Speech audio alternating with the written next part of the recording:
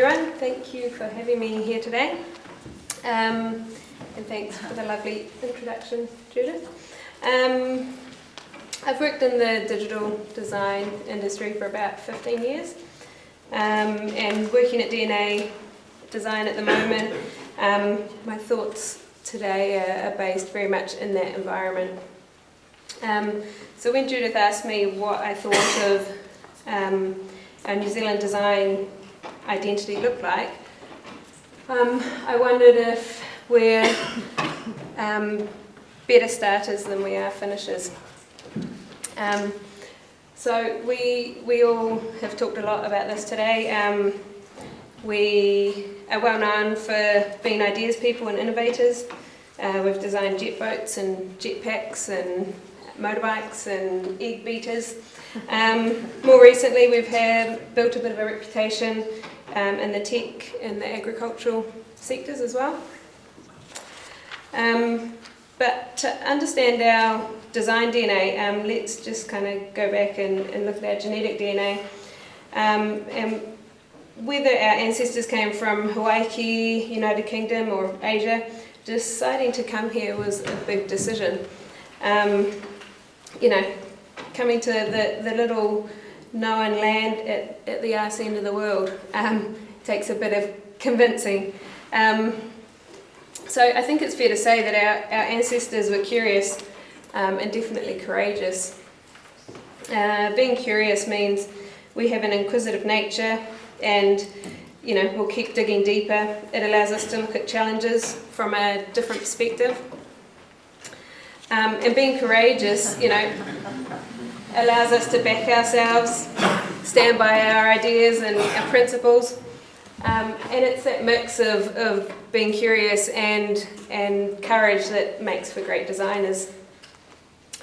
But once our ancestors arrived here, there were a whole new set of factors that shape the way we design today.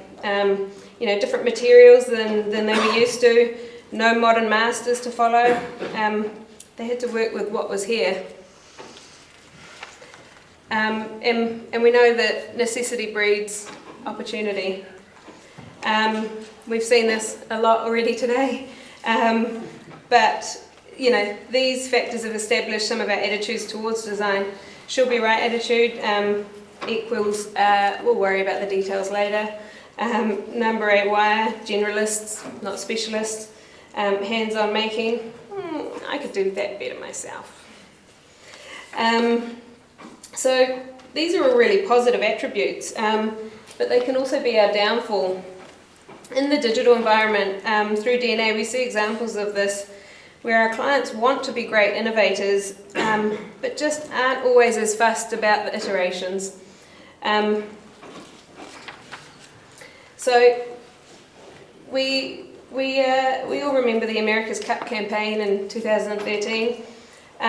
This is an example of excellent innovation, but the start line wasn't the finish line, and our competitors were able to keep iterating throughout that series, and we hadn't allowed enough resources to continue to iterate, and we all know where that ended up.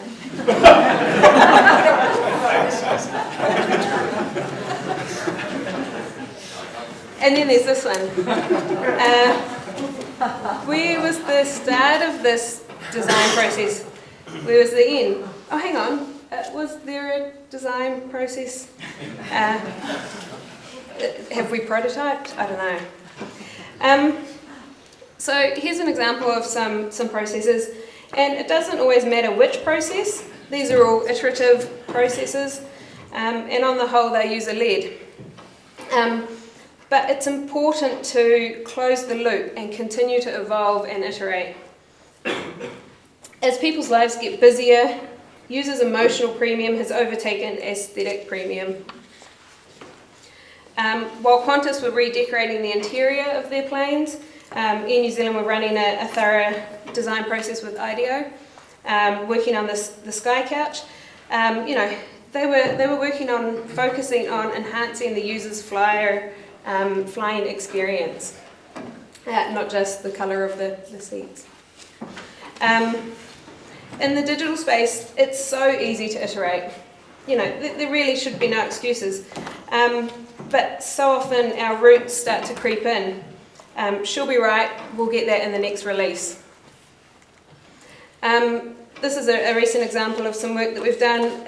It's in its second major release, and there's a really long roadmap of features that are coming in the coming years that will support the change in environment and the change in the channel. If your digital experience can't stay relevant to your users, it's going to disappear. Our users have really high expectations these days. We've got some really great clients at DNA that embrace iteration, but we need to make this more commonplace. As a design industry and as design professionals, we need to be able to champion design as an ongoing investment, not a one-off expense. This means continuing to evolve an experience or a product. So let's become known for our rigour and our craft and our execution, as well as for our innovation. Let's create a culture that values the marathon just as much as the sprint.